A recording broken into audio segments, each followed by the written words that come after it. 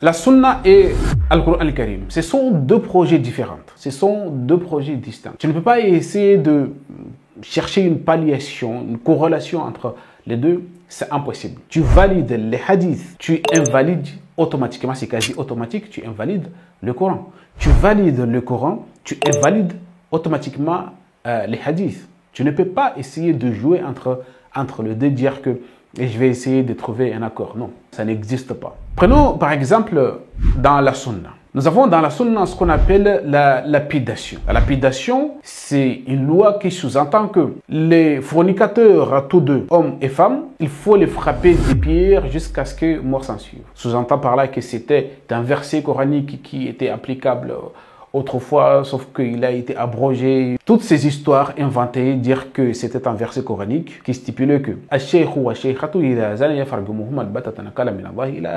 qui signifie qu'un vieil au moment où la vieille, lorsqu'il commet de l'adultère, il faut le frapper des pierres jusqu'à ce que mort s'en suive. C'est par là que c'est une correction venant d'Allah subhanahu wa ta'ala. La lapidation, elle existe dans la charia.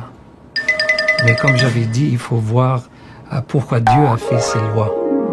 C'est pour créer une société saine, pure, claire et équilibrée, balancée. C'est pour éviter les crimes, éviter les malentendus. C'est des lois de Dieu. On ne peut pas les changer. Alors que c'est faux. Mais si tu valides ces propos, tu invalides automatiquement des propos coraniques.